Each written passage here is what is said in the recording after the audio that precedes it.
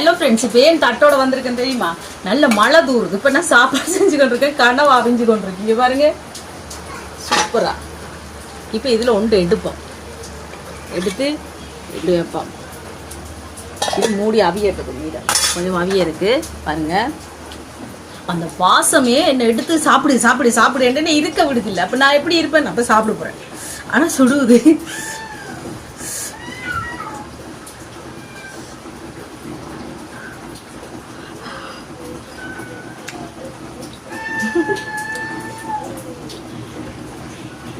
சூப்பராக இருக்குது சார். சூட்டை பார்த்தீங்களா? செம்ம சூடு.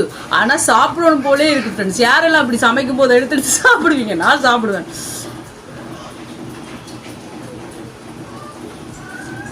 சூப்பர் டேஸ்டாக இருக்கு. வாங்கிட்டா